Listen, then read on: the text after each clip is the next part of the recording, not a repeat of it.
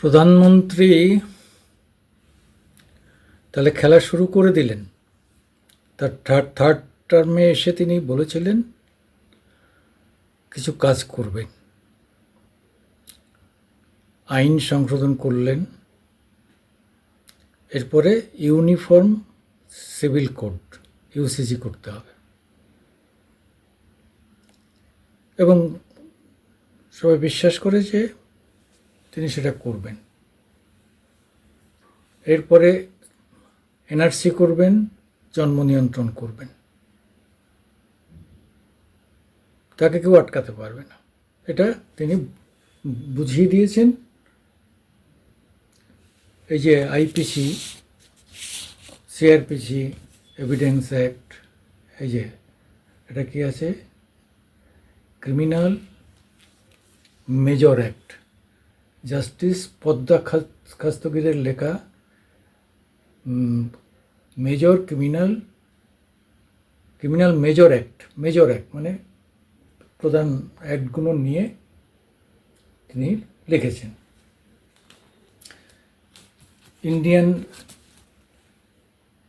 Indian penal code,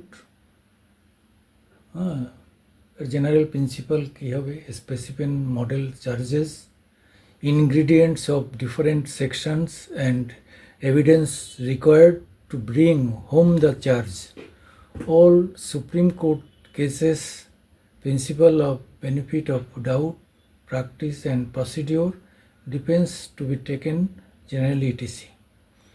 এই যে major act, criminal major act, এতে আমাদের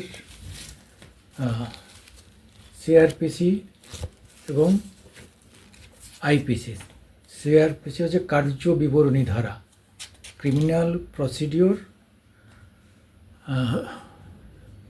হচ্ছে এটা কোড অফ ক্রিমিনাল প্রসিডিওর 1973 সালে এটাকে তৈরি করা হয়, 74-এ যে এটা ইনঅ্যাক্টেড হয়। এতে কতগুলো ধারা রয়েছে, ক্রিমিনাল প্রসিকিউট, এটা হচ্ছে সব থেকে বড় ধারা,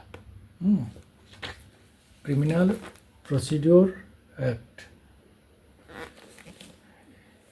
1973। এখানে আপনার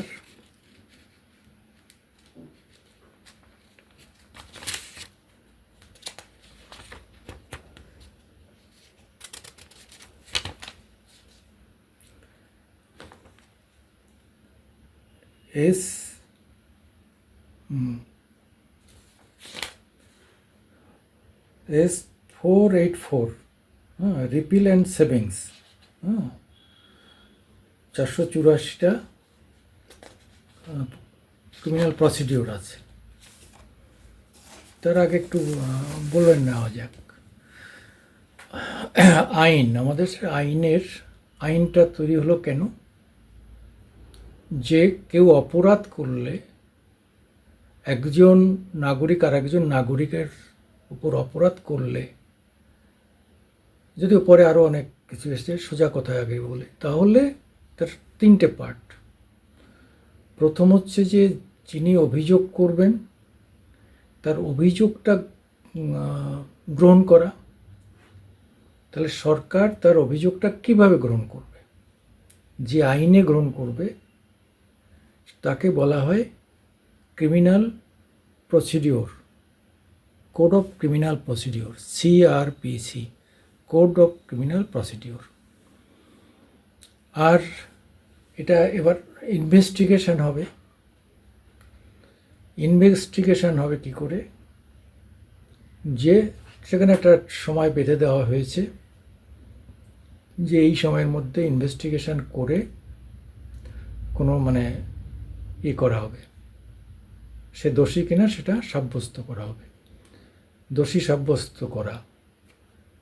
তাহলে আরেকটা কি হলো, এবার ট্রায়াল করা, অর্থাৎ এই দোষীদের বিচার করা, বিচার করেই তো শাস্তি দিতে হবে, বিচার করা।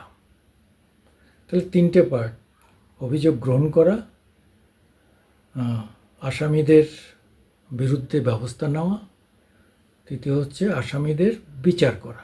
বিচার করে পানিশমেন্ট দেওয়া। আর এই পানিশমেন্ট দিতে গেলে তাদের আরেকটা জিনিস দরকার হয়, সেটা হচ্ছে এভিডেন্স। এই লোকটা যে দোষী মুখে কেউ বলে দিল আমাকে ও মেরেছে, এটাই তো হবে না, কারণ কোর্টও সেখানে নেই, পুলিশও সেখানে ছিল না। ফলে তাহলে সাক্ষী দরকার হবে, এভিডেন্স। তার সাক্ষী কারা হতে পারে, সাক্ষীদের কোন কথাগুলো গ্রহণযোগ্য, কোনটা গ্রহণযোগ্য না ইত্যাদি নিয়ে যে আইনটা, সেটা হচ্ছে এভিডেন্স অ্যাক্ট। এইটাকেই এরা ন্যায় সংহিতা, ন্যায় সুরক্ষা বিধি আর হচ্ছে সাক্ষ্য অধিনিয়ম, এই তিনটে ভাগে ভাগ করেছে। তাহলে আমাদের সিআরপিসিতে আইন থাকতে হবে যে এই আইনে মামলাটা গ্রহণ করা হয়েছে। 154 প্রথমে কেউ অভিযোগ করলে 154, 41-এ অভিযোগ করতে পারেন।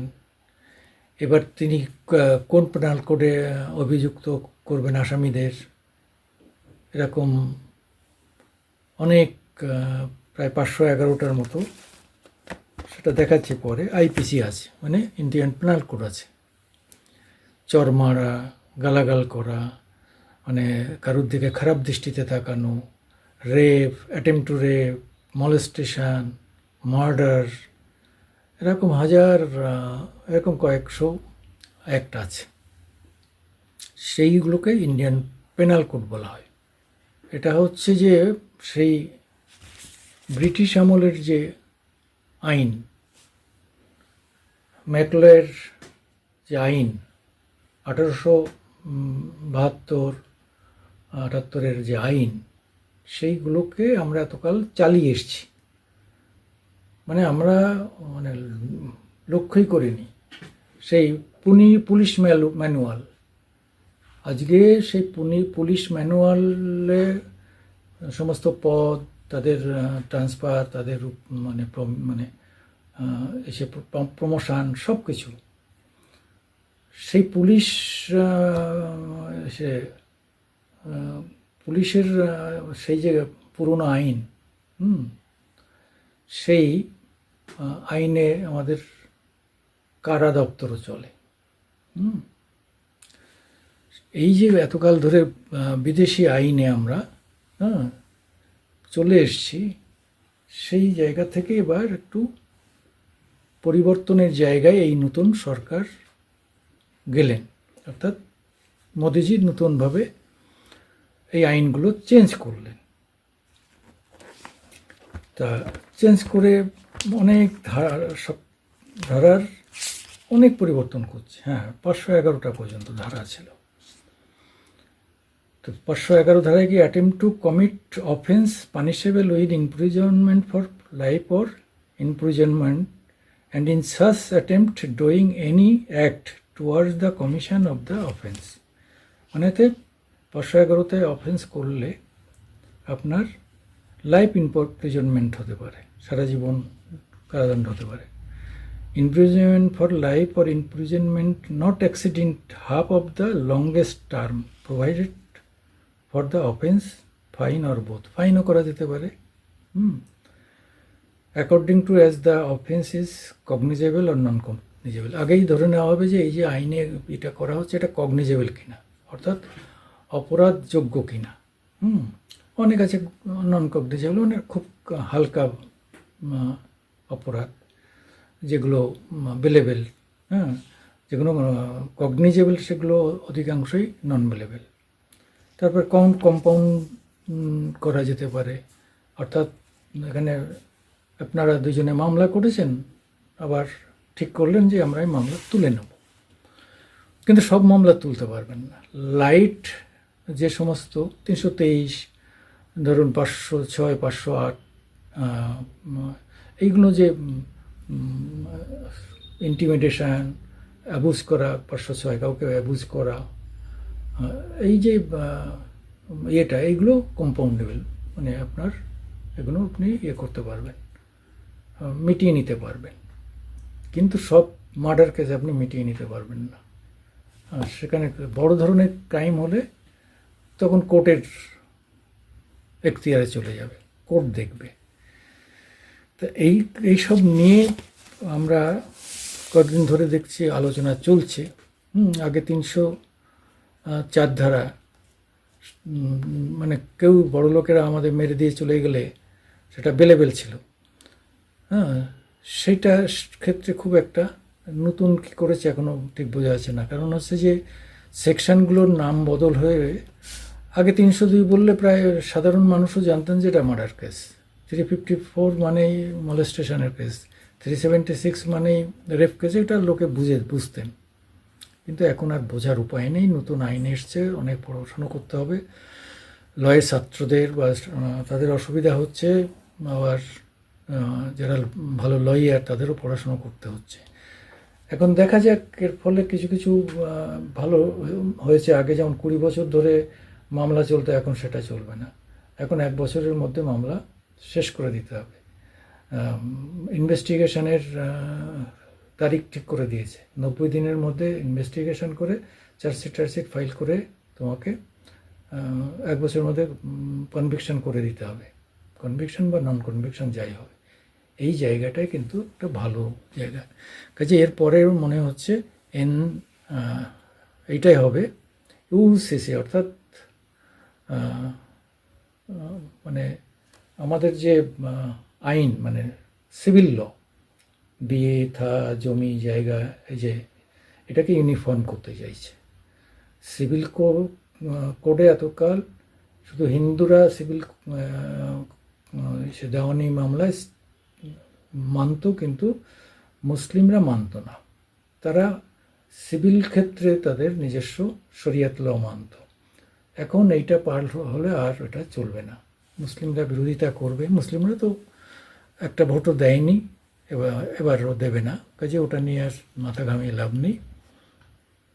যাই হোক, মোদি সরকারের কিন্তু মোদি যা ভাবছেন তাই করছেন। এরপরে যদি 2 সন্তানের বেশি হলে সরকার তাদের কোনো সুযোগ সুবিধা দেবে না, চাকরি বাকরি পাবে না, সরকারের যে সমস্ত মানে ছাড় আছে ভর্তুকি সেগুলো পাবে না। এই দিকে এগোচ্ছে, দেখা যাক। সবাই তো বলছে মোদি সরকার সে এখন মেরুদণ্ড কমে গেছে, কেন সংখ্যায় কমে গেছে। আরে 240, আর এদিক ওদিক করে বন্ধুদের নিয়ে 292 তো আছেই।